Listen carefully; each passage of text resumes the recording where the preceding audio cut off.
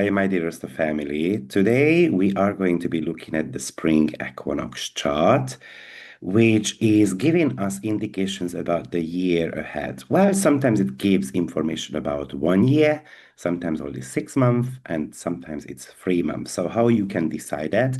Well, we would need to be looking at the rising sign of the chart. If it's a fixed sign, it gives information about the entire year. If it's a mutable sign, then usually it lasts for about 6 months. And if it's a cardinal sign, then it's only valid for 3 months until the next equinox. Well, in this chart, we are going to have a Leo rising sign. So it's going to be on 24 degree of Leo. Therefore, the entire chart speaks to us about an entire year. So what I'm going to be talking to you about, even though it's 1 day transit chart, but it's going to be valid till 2027, March 20th. I'm going to be introducing quite a few asteroids in this video because this is a very complex spring equinox chart. So expect some drama, unfortunately. And I'm not going to be breaking this down for the 12 signs because I did that for my Patreons, which is available on my website if you would like to do that. But I did a new moon, Pisces in new moon video where we touched based on the equinox as well. And that video is approximately about 3 hours long. So about 1 hour, 15 minutes, general discussions about what the new moon was about, as well as the breakdown for all 12 signs. You can also do that on my YouTube channel, actually, if you want to become a member. So, and I would like to ask you to like this video, share the video with others. And I noticed that 60% of my viewers are not members of my channel, so I would love you to press subscribe button as well. But let me share the chart. Oh, by the way, now let's celebrate the astrological new year. So for 2 days, I've got a flash sales. If you would like to book a reading with me, then you can do that now for 30% discounted price, as well as first month of my membership program is half price. So if you would like to test out how my teaching style is and you would like to deepen your knowledge in astrology, then this is a great opportunity for you to test it out. So check it out on my website, AstroViktor.com, and hopefully I will be able to guide you through a reading with how to manage kind of like the heavy waters, in 2026. But let me share this chart, and then you will be able to see what exactly is going on.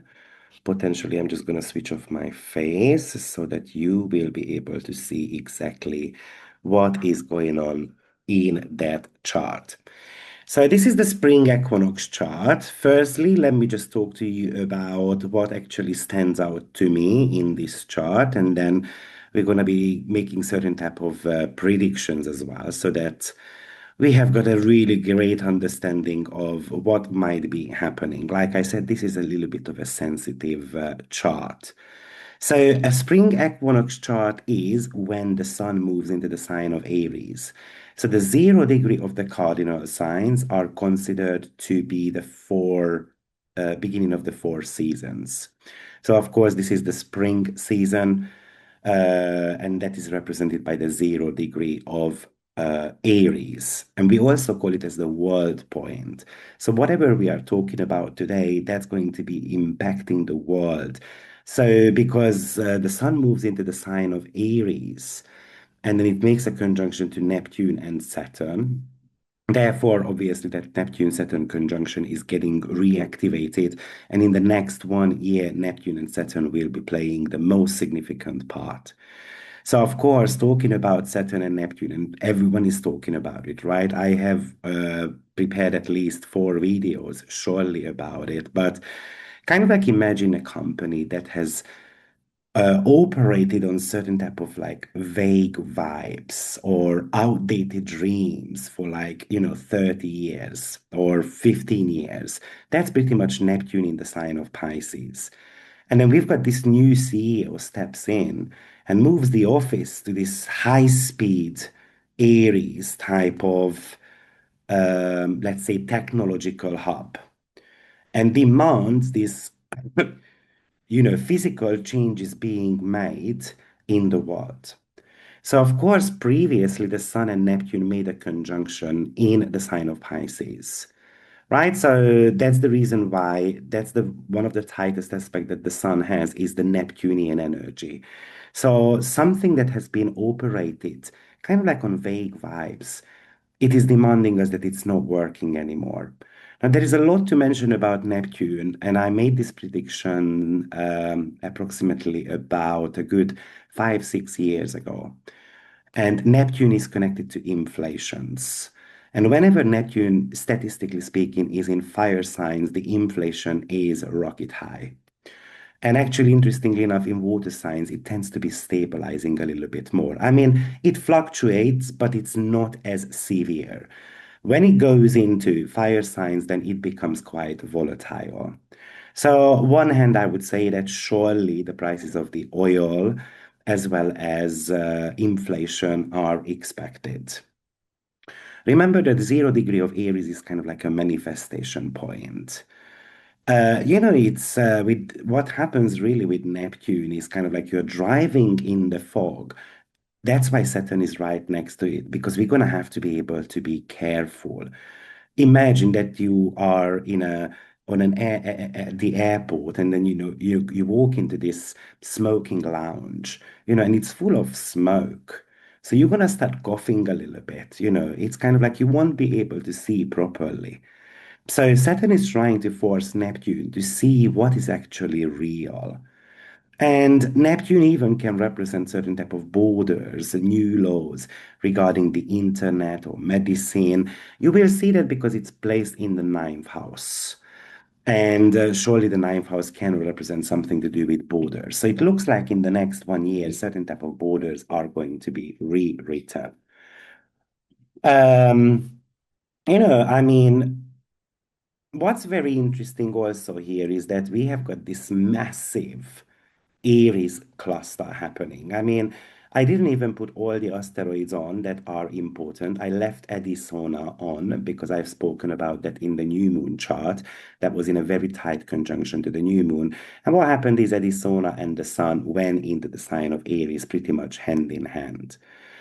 Aries is the first sign. So this is kind of like the advantage of the first mover. It's not a year when we should be waiting or checking the data one more time. This is very much about launching something. So there is that restlessness energy to it.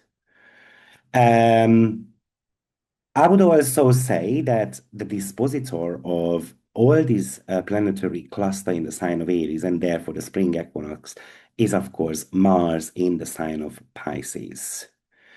So, therefore, imagine that as, let's stay with this company example. Let's say that we have got this company who is hired to turn a long-standing, beautiful, you know, sketch into a real skyscraper. Because Saturn represents the bricks, and then it meets the Neptune, which is the vision. So this is kind of like a very much of a historical reset. It is the materialization of a dream. So I would say that on a global scale, we should see new foundations laid potentially for healthcare or environmental laws or even how we manage digital reality. With Mars in Pisces, Mars in Pisces is like we have got this powerful ship's engine trying to navigate through a thick, mystical fog. So you can't just floor the gas. You have to navigate, carefully and by the feel as well. So Mars is kind of like the dictator here, how the energy is pretty much spent.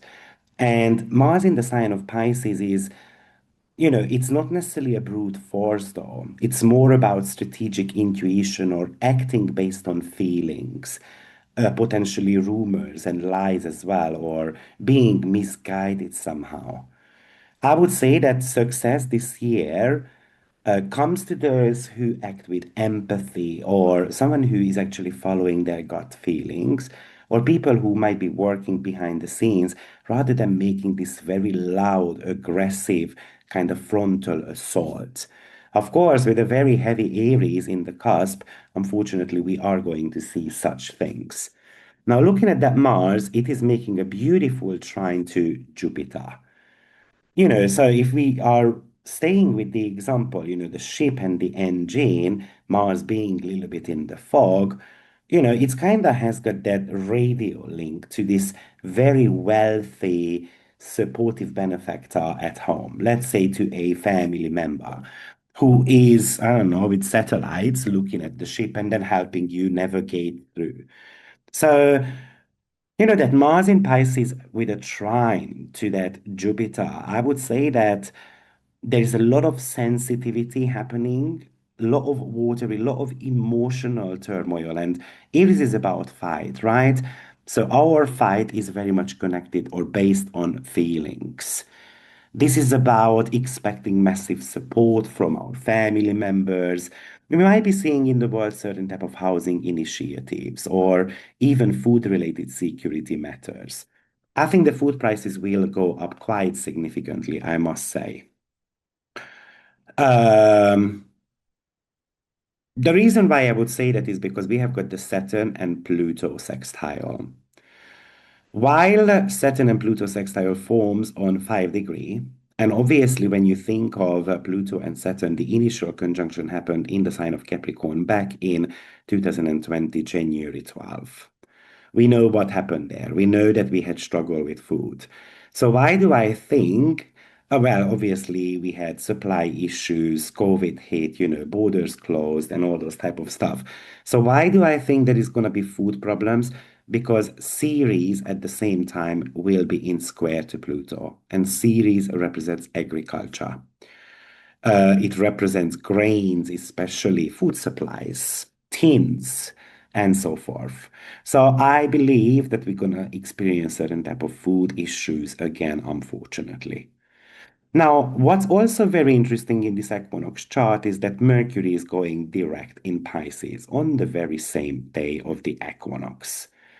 So it really feels like that certain type of information that was hidden or foggy, it's going to be something that we take action on.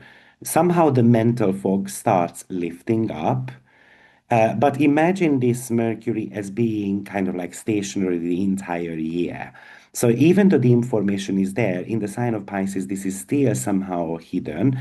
So these pieces of information should be coming out maybe with the next retrograde or when the next retrograde is going to be happening in the sign of Scorpio, especially with Venus together. So Saturn and Neptune surely is going to be about building new structures out of these potentially old ideas. And Mars is definitely acting through empathy, and then it's working behind the scenes, which we cannot see at the moment.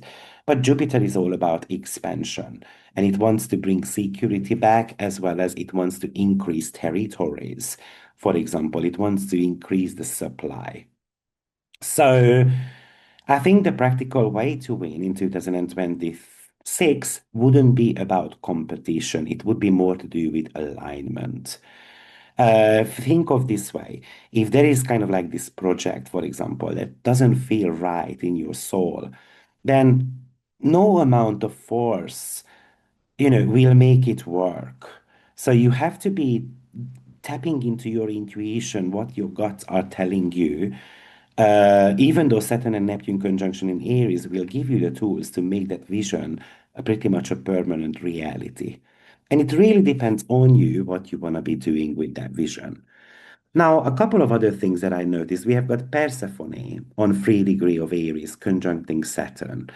And also we have got another asteroid, Hungary, basically sitting on that. So I'm going to talk about that. Other asteroids that I'm seeing here is Isis and Eros. I have spoken about those asteroids in my recent weekly forecast, but Eros is, you can see it's on 1 degree of Cancer. And then we've got Isis Also, and that's also squaring um, this equinox. But now, did I not put Isis on? Because Isis is, sorry, Isis is also in the sign of Cancer. So, with Persephone being on that Saturn, Persephone represents the underground. So, something that has been operating underground pretty much for years. And Persephone represents the transition between worlds. So her conjunction with Saturn in Aries kind of like signifies a young male or a young female type of energy who has to mature up, who has to grow up a little bit. This year, those who have felt sidelined or being in the dark pretty much are kind of like given the key to their kingdom. It's about reclaiming personal sovereignty through discipline and boundaries. Now, Isis and Eros being on 1 degree of Cancer, um, Isis represents the goddess of 10,000 names, the power of loyalty, the restoration. It's about putting pieces back together. The story behind Isis is that her husband died and then his body got chopped up and then she tried to collect all body parts to be able to put her back together. So that's where the restoration, that's where the loyalty comes back or comes on. So this is really much about uh, trying to, because the sun is in the ninth house, which is about international alliances. So this would talk to us about wanting to restore certain type of connections with others, but this is a square. So it might show that certain type of alliances cannot be restored because there is no loyalty there.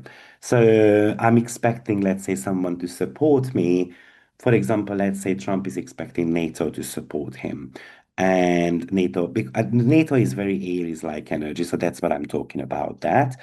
And he doesn't get the support that he expected. And then pretty much I become angry, right?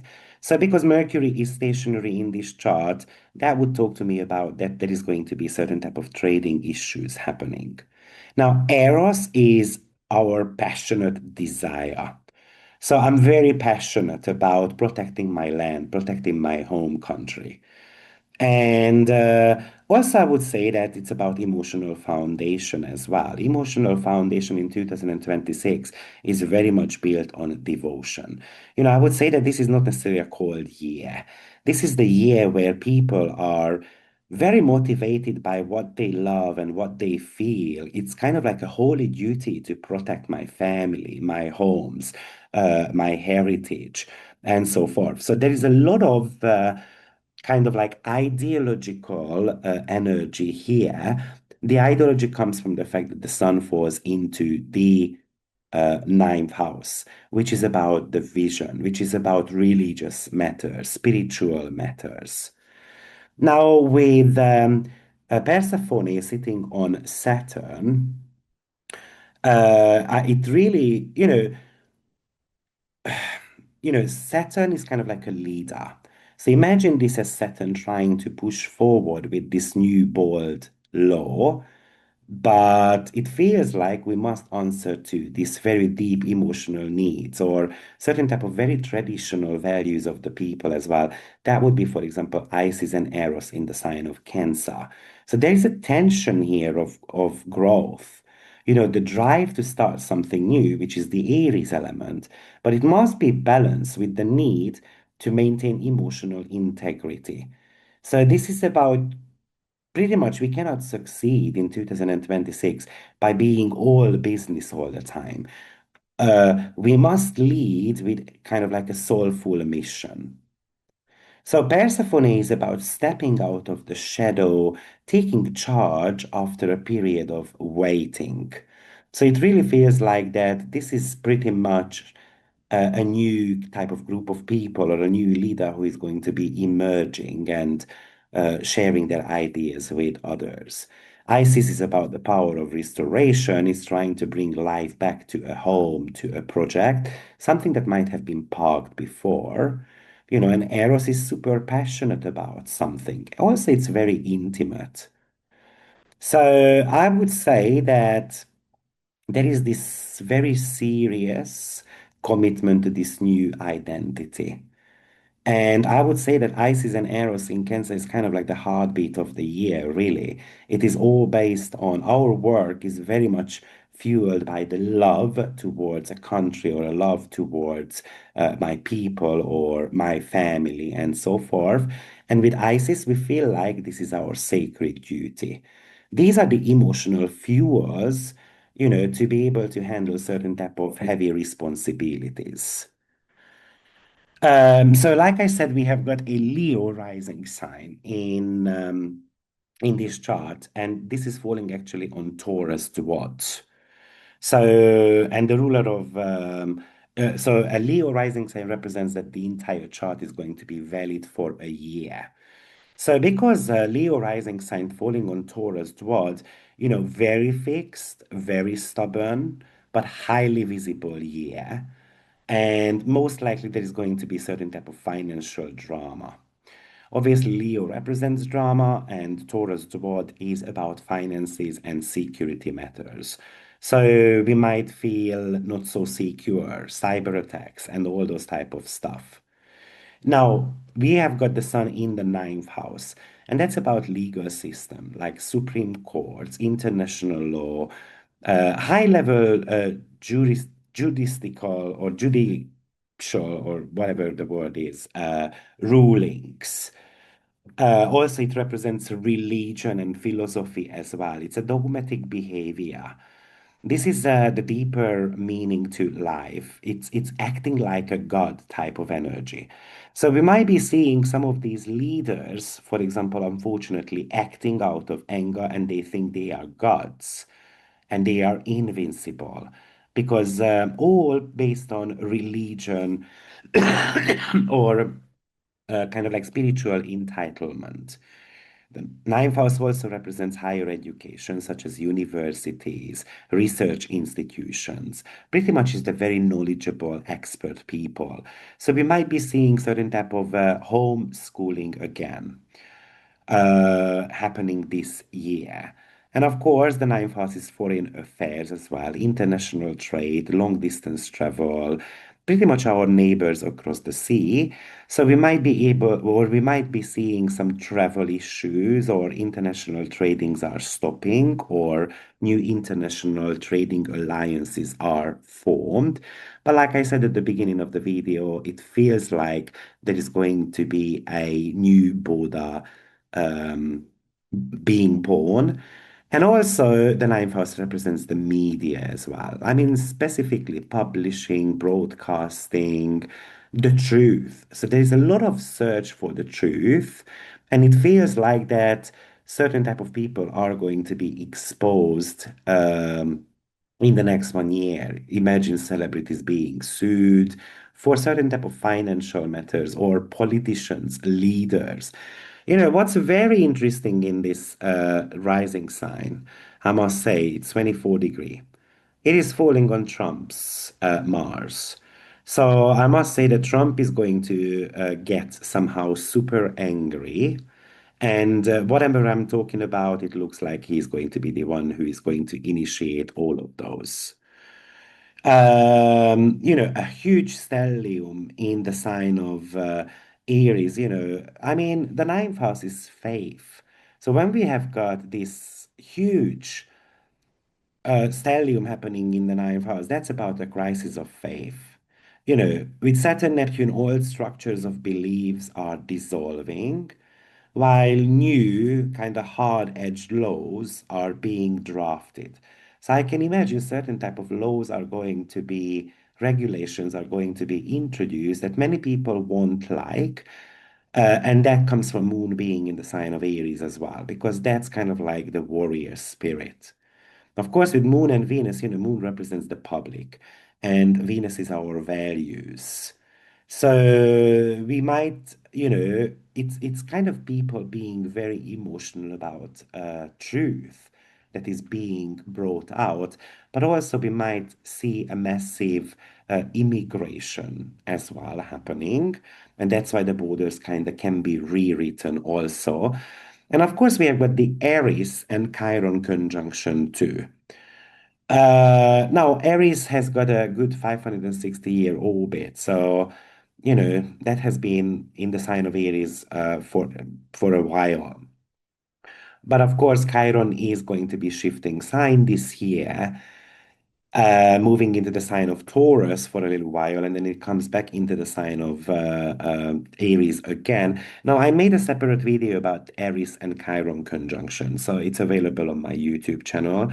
But Aries is the discord. She is the troublemaker, and Chiron is the wound. So that's about protests. That's about disputes regarding educational curriculum, religious freedom, international borders, and so forth. So it really feels to me that this is going to be very much of a hot zone year. I would say that the 24 degree of Leo point is about the persistence of the ego. With that Taurus dwad, it adds a layer of kind of like material stubbornness. So this suggests that while the philosophy of the world is changing rapidly, the leaders try to protect their sense of like business as usual, their own physical security.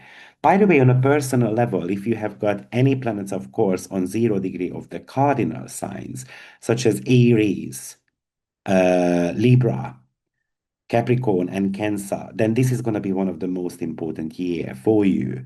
Or if you have got any planets or angles on 24 degree of the fixed signs. So Leo, Aquarius, Taurus, and Scorpio, then this is also a very super important year, because whatever is going down in the world, it's going to be affecting you quite significantly. So with the 24 degree, like I said, it's about protecting our assets and wanting to be proud of what we have, And therefore, again, I think one topic that might be coming up here is, who do we believe with that ninth house activation? Can we see the bigger picture? Because I think there's going to be certain type of crisis situation happening in the media. Or the other question that could be popping up, how do we travel? Because it looks like there is going to be these new international protocols. Or what is the new law of the land? Or what is the new law regarding real estate matters? Because it looks like that might be also a topic there. Now, another thing that I've noticed is that Neptune is actually sitting on Calypso, while Saturn is sitting on Hungary. So Calypso represents things that are hidden and concealed or veiled. So her conjunction with Neptune suggests a year where secrets or shadow operations are finally kind of like washed up on the shore. So hidden influences in this media or unveiling a long-held illusions should come to light, or these background operations, that background motives of leaders and people are gonna come to light. Hungary conjunct Saturn, uh, that's pretty much kind of like these fierce people who decide to build a stone fortress to protect their specific cultural identity and borders. And it shows that they are necessarily interested in merging with everyone else.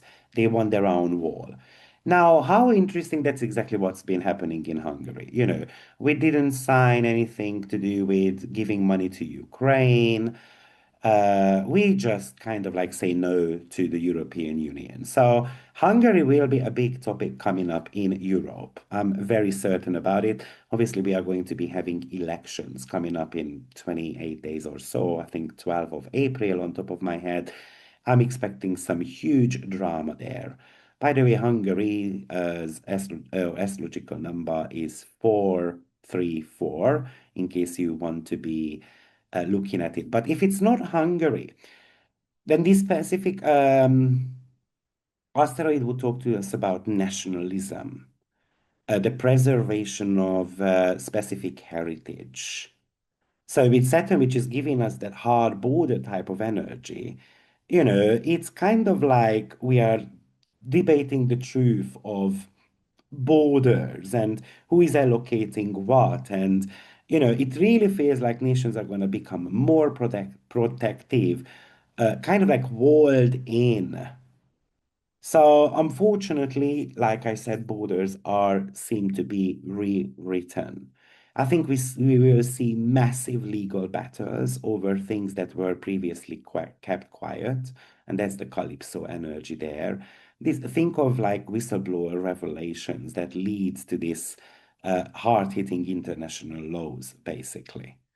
So I would say that this is the year of great unveiling. So let's just summarize some of the predictions here. I think there's a massive international cleansing of the media and the internet. I can imagine in certain countries, internet being shut down. I can imagine that deep-seated secrets, propaganda, shadow propaganda, long-held kind of like systematic lies will be kind of dismantled. And someone is going to be sued here for that. And I'm talking about potentially a politician or, so I would say this is the global truth protocol, basically.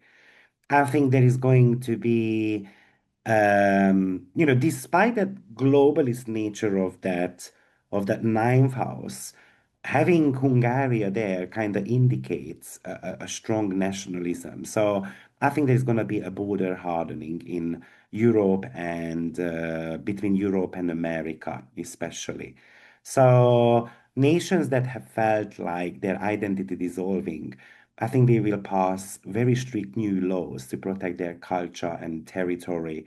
So it's kind of like a fortress mentality that I'm seeing here. So it looks like it's going to be more difficult to travel somehow. I think we might be seeing the emergence of a very specific type of world leader, most likely a woman who has survived the underworld. That's Persephone. And it's kind of like the Iron Lady type of energy because Saturn in Aries is like, leading with a mix of steel. But obviously, Isis and Eros in Cancer kind of shows this maternal devotion. So, I would say that the world conflict of the world right now might not be resolved, by a general, but someone who is acting out of a, sacred duty to protect their home and their religion and so on. I think we're going to see some civil war based on beliefs. That's the Aries and Chiron conjunction, in the house of religion and philosophy.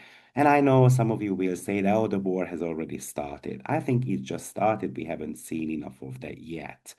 Or we might see massive legal battles over medical ethics, religious freedom. Aries is about the right to exist. So the right to exist for certain groups of people. That's kind of like the ideological scars that people are going to start talking about. And the moon is very close to that Chiron and Aries conjunction. I think there is going to be uh, a lot of attempt, though, for the global economy to anchor itself. So I'm expecting a massive pivot back to gold, land, or physical resources. I think world leaders, which is Leo, will kind of perform strength, Taurus, Dwad, through these very visible physical displays of wealth or stability to kind of calm the public. Or that's how they are going to be showing that, I'm the bestest here, I'm the strongest because I've got this and that. So there's going to be a lot of things displayed out there. I also believe that food costs will remain stubbornly high or even a lot higher. Maybe actually bulk grains like wheat or soy may stabilize, I think maybe due to some record harvests, but table foods such as meat, eggs, dairy, I think we're going to see massive price spikes, unfortunately.